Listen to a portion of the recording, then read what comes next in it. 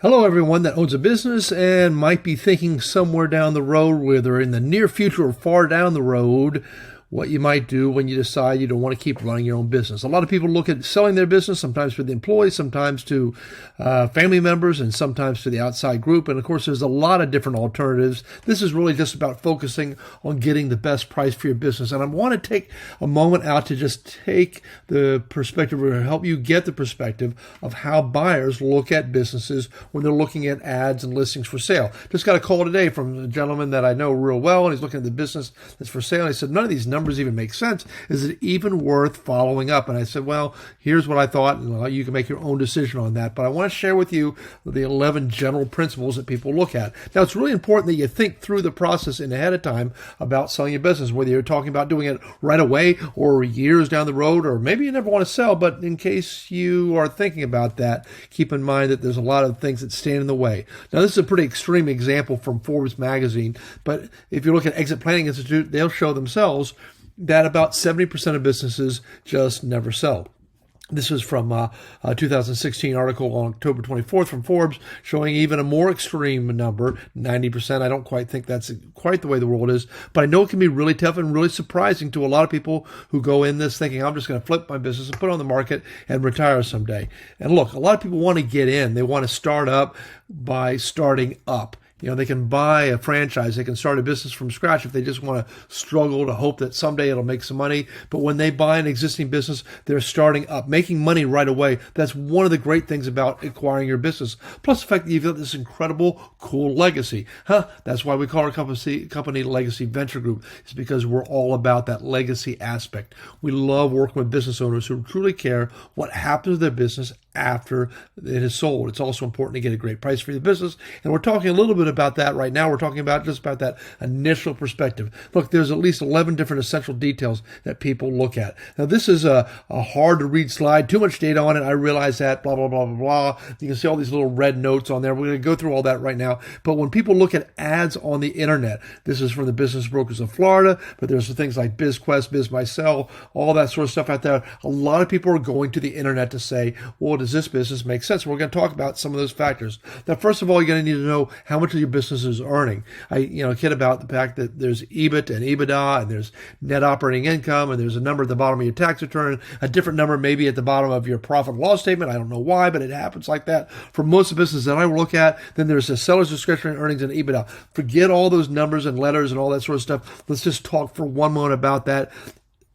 SDE, seller's discretionary earnings. There's a lot of different terms for that, but that's all the money that a person can make in the business before writing off cars and appreciation and depreciation, etc. Of a working owner in the business, taking everything they possibly can instead of writing things off like we a lot of times do, so we don't want to have to pay more taxes than we need to. Now, EBITDA is sort of like that, except for it's imagine if you own 20 of the particular business, and you can't be in the same 20 and run them like an operator, so you'd have to have a manager in there, a full-time market manager, not your brother, your nephew, the cousin, or your spouse that's getting paid too much or too little. This is just a market value for that. So one is the number that you get if you ran multiple locations and you weren't going to work in it. The other one is that number that you get if you work in the business and you're taking everything you possibly can. All right, let's be done with that for one moment and move on to the different things. One of the things that people look at right when they see the ads is, do the earnings justify the price?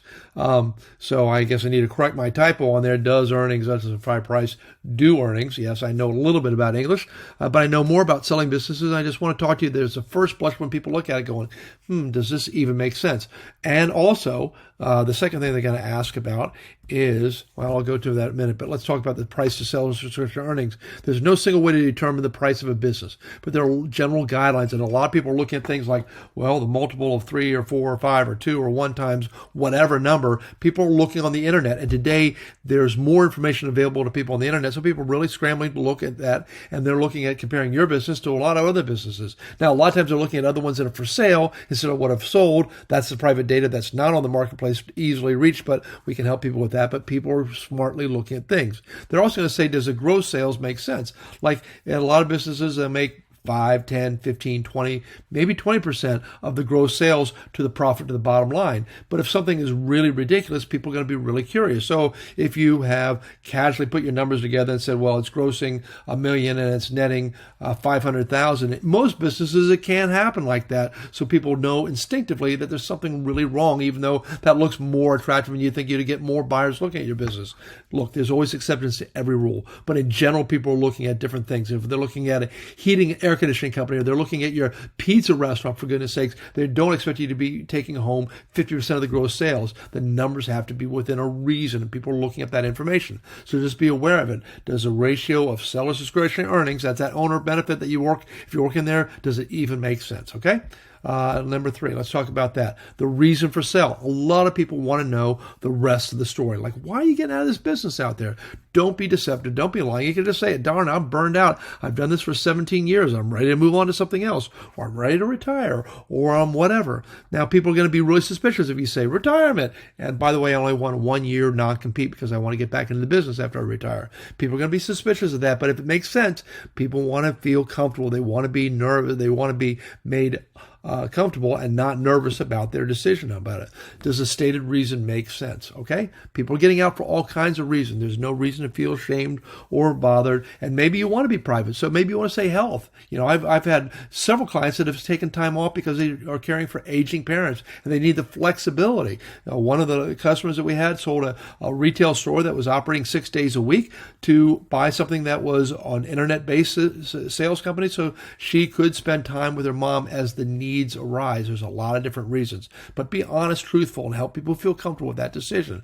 You know, the hours worked by a single working owner. Most of us that own our businesses, like myself, we usually put in more than 40 hours a week, but give people an idea of how long you're working on it. If you've gotten to the point where you're only working 20 hours a week, that's really, really great. It doesn't mean necessarily that the new person is going to be able to work those few hours if you've got it running like a top, but maybe someday they can reach out to that. On the other hand, if you're working 80 or 90 hours, tell them about that. That may or may not be a game changer, or it might be something where they say, I just can't work that many hours, and they might not feel comfortable on it.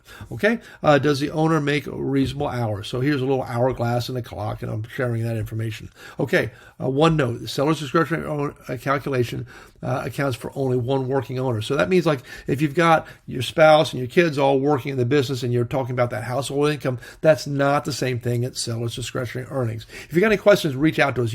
You'll see our information at the very end, but keep in mind BuyBizUSA. That's our website, BuyBizUSA. You can find our contact information. You can say, hey, don't talk so fast in the future, or why don't you share more information about this, or can you explain more about that seller's discretionary earnings and that one person working in the business? I know I ramble a bit, but I try to keep it fast because I know you probably don't have a lot of time. So how long has the business owner been around? That's a really key issue. So why would that be an issue? Why is that important? Well, one of the issues is that, I'll go back to this slide out there, is that if people have only had it for 6 or 7 months, they bought it from somebody else that's been around for 12 years, they're going to be suspicious. Like, why is this person wanting to flip the business in less than a year? Or maybe 2 years is even nerve-wracking a bit. So when they look for how long you've been in business, not just how long the business has been around. I mentioned earlier when that non-compete issue came around, are you going to give a nice, healthy time frame where they just say, hey, I'm not going to work in the business for a long period of time, and I'll give you a non-compete that makes you comfortable. In some states, there's a reasonableness in terms of how long the non-compete goes for, and it might be 5 years or 7 years, etc. Be reasonable, but give people plenty of time to make them feel comfortable. Is training involved, and is the non-compete reasonable? I already just talked the non-compete, but the training is also another issue where people are going to want to make sure that they're going to give you a price for the business. You don't want to do a la carte. And by the way, for every week I stick around, I need $2,000. Work on a price, for goodness sakes, that gives them a reasonable amount of time. So I want $1 bazillion for my business, and out of that, I'm going to give you 4 weeks of training because I think that would be what the average person would take to learn to run this business. Okay? Be reasonable to wonder. Also talk about the business licensing. If there's a need for getting a special license, and we do a lot of work in the construction field and industries where you need a license that take 2 to 4 years, sometimes longer to get, be upfront. Tell people about that. And are you willing to help out? Or do you know somebody's willing to help out? If not, that limits the amount of people that are already, to the people that already have a license to buy the business if that's required. If you can't help them with that, or you don't have an employee that can help them with that, or a friend, or somebody's willing to hold the license. And some states are tougher about this than other ones, but realize that somebody's got to have a private licensure to run the business. And believe me, there's a lot of people, even corporate America, that said, golly, I'd really love to be in the door and window installation company or owning electrical contracting company, but they got to figure out a way so they can legally operate in the area that you're on. So know the legal requirements and don't rely on the seller or the owner. So we tell people, find out, see if you can find your own resources. So we're encouraging them to. But if you know somebody that can do all that, or you're willing to stick around for a certain fee, then you bring that up and say, hey, I'm going to stick around for a period of time. All right, the profit and loss statements. In some records, it just shows on advertisements like BizBuySell. They don't care about where you get the records. Just say what you want, advertise the business, and throw that information. But there are other really quality websites where people are stating not only here's what I'm earning, but this is reflected in my profit and loss statement and or my tax returns. But there's other things where people say, well, you just got to believe me, or I'm going to prove it to you later on, or stick in the store for a couple of weeks, or here's a projection. I had lost money the last 7 years, but January looks pretty good, and I think after that I'm going to make about $400,000 in profit. People get really nervous about things that they don't have a lot of evidence and information on. So if you can, start to prepare your business with documents and details so that people can fully understand where you're getting that information. If there's IRS documents or tax returns that are going to support the earnings, the smart buyer, and certainly if he goes through the SBA, are going to require that you sign a 4506T, which tells the IRS, hey, send these people a copy of the tax returns that were submitted. All right, the net expenses, people want to make sure that they're not paying any more, and there's these things called add backs or adjusting, right? We talked about maybe you have a car, or you have a payment, or you have a spouse that's not working in the business. Are the expenses and are the adjustments to show that are really making a lot more money than I showed at the bottom line of my tax returns really justified? Again, you can reach out if you have any questions regarding this. You can control some of the costs, but rent is one of the factors that's really, really high. But people need to know, hey, how long is the rent? How long is it good for? Do I have a couple 5-year renewal options? And oh, by the way, if you are selling your business with an SBA loan on it, the SBA needs to see that there's at least options that go for the length of time that the loan is. So if there's a 10-year loan, then you need to see a 1-year lease and 5 more options or something along those lines to justify and work to that out there. So find out, is a lease option and is the number comparable? So if your rent is really, really high, it's choking your business, that too is going to make people suspicious. Don't just say or rely on the fact that, oh, somebody will be able to improve the business so they can pay the high rent. More likely that's going to be a deal killer. And landlords are often unlikely to sympathize. So they're not going to say to you, oh, you want to buy this business and you want me to lower my rent by $4,000 a month? Not likely. Go away, hit the road, Jack, etc. They're not usually going to help out. If you can negotiate up front, then negotiate up front and make sure you can pass it on to your seller. The SBA, I mentioned, is a key way. Financing businesses is really, really important. I mean, who pays all cash in your neighborhood for houses? Who pays all cash for cars? So if you want to say, well, they just have to come up with the cash to buy my business because I don't trust them, I don't want to finance them, I hear you. But keep in mind that slide I showed you early on, a large percentage of the businesses don't sell. One reason is that a lot of people in America will expect to finance things. They expect to finance the houses. They expect to finance their cars and build time in. Before the SBA, almost everybody financed businesses, or they just sold it for the worth of the chairs. If you go before Prohibition, you look at the value of businesses. Quite often they were based on the fact that, hey, here's some chairs, some tables, some glasses. Take over this bar. I'm done and out of here. And the Prohibition and the readjustment of understanding value changed radically just because of that particular law. Really kind of cool stuff to look up and find out. But realize that somehow people generally are going to need to finance a business. And also keep in mind that whatever the price of the business is, deep in the center of a target, imagine people have a price for $1 million.